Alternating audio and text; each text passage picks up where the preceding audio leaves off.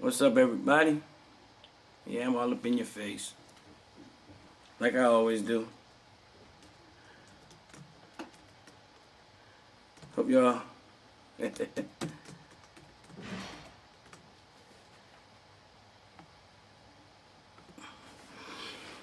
All right, we're gonna get this show started once again. Don't record, y'all. Don't trip. Yeah, I'm showing up. Don't want to trip on the show. Y'all gonna laugh at me. Not today. All right, y'all. Welcome once again to the Uncle Woo Show. We live. It ain't Thursday, but hey, we can do a show any day. Why? Because I said so. Yes, I can make the rules and I can break them if I want. But anyway, we're glad that y'all who tuned in with us. We'd like to welcome y'all to the Uncle Woo Show once again.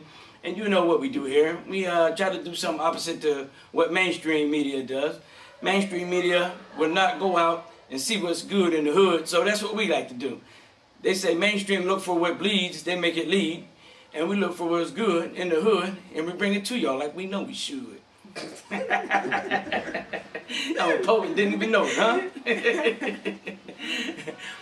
Anyway, moving this show right along, we up here up on the hilltop, up here at the wonderful Tower of Power. I'd like to thank Pastor Ed and the family for letting us use the facility today.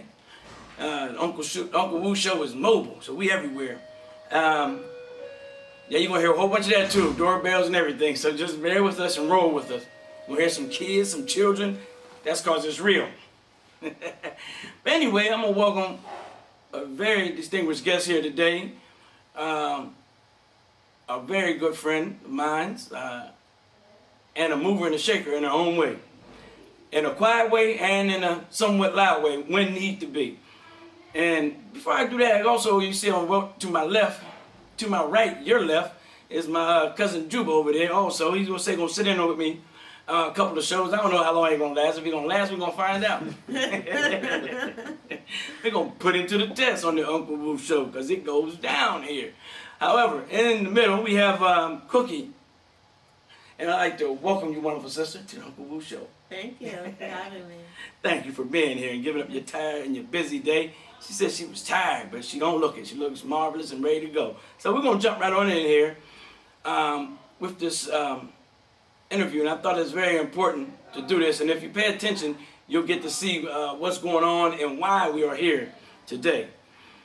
Cookie, I'm going to start off with a question. And Jube, if you feel compelled, feel free to jump in and ask a question. Okay. All right? If it get too loud down, I need you on security. Tell them we're protect the line. Okay, well, let me get back into the interview here as we go. Cookie, how have you and the family been, we'll say 6 months later? Well, we have been doing good. I mean, we have our good days and we have our bad.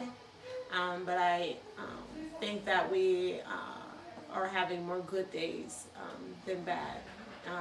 Definitely, the first month was very difficult. And I would say the first couple of months because, you know, we lost our home, we lost all of our belongings and possessions, and, you know, we lost Lee, and it's just like you're all over the place, you know, so it was a lot to adjust to, but we are adjusting to our reality. Excellent. Dynamite answer too. Adjusting to your reality. And your reality is as you perceive it too. A lot of folks don't know that, but that was a very good answer. And a lot of folks don't know, because as we know, we're streaming live all over the world right now. Yeah. So for those who don't know what we're talking about, there was a fire here in Steubenville, and that's what she was talking about, the loss of everything that was in the house. Yeah, our home caught on fire January the 31st. It was an electrical fire where our there was a short or whatever. I know that it was an electrical, and it was a short within my kitchen where the between my kitchen ceiling and my daughter's floor in her room. That's where the fire started, and Lee was consumed by the gases. And so after the short, then the home eventually caught on fire. And so we lost everything, including him. Yes, which was the most important. Yes. Dynamite young man. Can you tell the people about this movement? And that's what it is. It's not a club. It's not a group. It's not a committee. It's really a movement. And y'all calling it. I think that was strategically put down. It's called the L.A.W.S movement, and L.A.W.S is an acronym, as we can see. Yeah, it's an acronym for Lee's name. His full name was L.A.W.S, and it's a spiritual movement. And I felt that, God placed that on me. I'm dealing with his passing. I'm dealing with the fact that I don't have any possessions. And so he had placed that on my heart to start this foundation, to start this movement in the memory of Lee.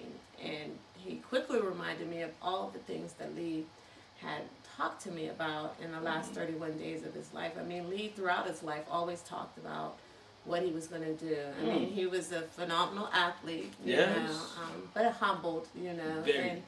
and he was, excellent in every sport. I mean, we used to race to the door, and or race to put our seatbelts on. I mean, it was competitive, but that's just how we are. That's in our West blood. Yes. So he just reminded me of all the things that Lee had told me over those last 31 days, more specifically, because he was talking to me every night. He had just found and committed himself to having an intimate relationship with Christ, and that was important to him. He always was outside of the box. He didn't care what nobody said, and he gets that from his mom, and he was going to do what he felt that was best for him. So he would tell me that he wanted to do things when he got older, as he, after he got through college and had his career, whether it was going to be professional or he wanted to be an engineer. He had those aspirations of, being a leader within his community and helping his community. Yes. Dynamite, you're right. Now, I remember we had a talk before. I don't know if it was at the walk or if it was somewhere outside, and you was telling me something about the different things and the different stages of his development. You said things like Lee had left from one stage and came to another. Like, you seemed like his growth right about now. Yeah, I truly did. Our family dynamic had changed. So our family environment was different. And, there was a lot of adjustments for everybody in the house. And, I think that he watched me. He watched me as an example, building my relationship with Christ, right, and maturing in that way. And it wasn't just, he was there with me. So he's seen those things just in my everyday walk. Yes. It wasn't like, I was speaking somewhere or doing, it was just in my everyday walk. Action. He saw those actions, and he would see how, maybe how I would react to things prior to Christ being the main point, center of my life, and then how I was reacting with him, with that new relationship that I had. And so he would see me, praying and reading my Bible and doing those things, and I really believe that through that example he felt that he could do the same things, but within his life. Yes. He would tell me, he would be like, "Cook, let me tell you, they try to get me. They try to get me upset today. They try to get me upset." These and stories are phenomenal to me. Yeah, go ahead. And I would be like, "Oh, what?" He was like, "I'm going to tell you what God did for me today." He was able to use that relationship and to really channel into that, really channel into allowing God to do his work in him and realizing that things are going to come up. You're going to face peer pressure. You're going to face pressure from your grades academically. You're gonna face pressures all day long. But it's on what you choose to do. Are you going to choose to allow those things to distract you, or are you going to press through them? And that's what I saw in him. I would see things that in his past, I would be like, he would be upset, you know, and but you know what, he started to just not even, you know, it didn't even faze him. It was like rolling off his back, and I was like very impressed. Yes. Yes. You know, I recall you telling that. Go ahead. Yeah, and there was a situation where I was upset. I was like, well, I can't wait till he get in the car. I'm gonna tell him. We're gonna talk about this. But he got into the car, and he just like it didn't even faze him. So I didn't bring it up. I just kept my, because I didn't want to bring that in. If he was, and so it just kind of showed me, that, his growth. Yeah. That's powerful. That's powerful. And just to make more people clear, how old was he? He was 15 and a half. Yes. He was 15 and a half. And that's very reason I said that, because this is something parents need to hear, as well as the youth. You're talking about a young man at that age. Yeah. Looking at me at 15, you wouldn't have caught me nowhere near that type of thinking. Yeah, I mean, I just think that he always had a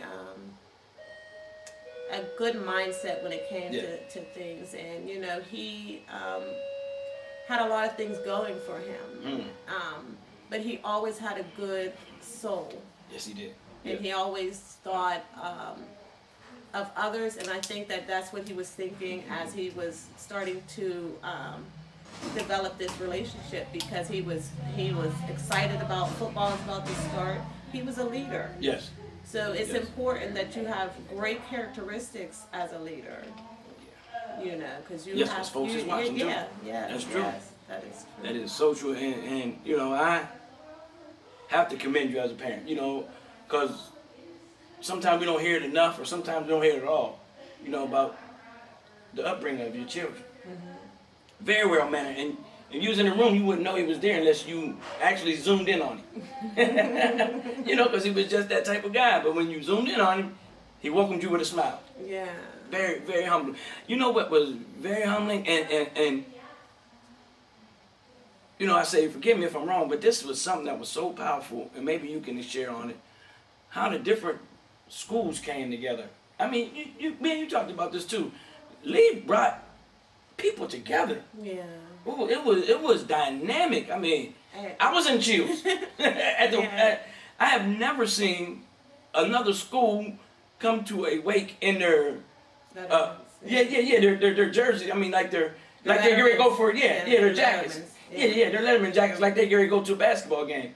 But they came with that respect. And we talking about Brooke, Wellsburg, East Liverpool. Yes, East Liverpool's another one. I mean, it just was it was phenomenal. Yes. I mean, and that's, I'm glad you touched on that, because I knew, I was biased because I was like, that's Lee. I did treat him different because that was my Lee.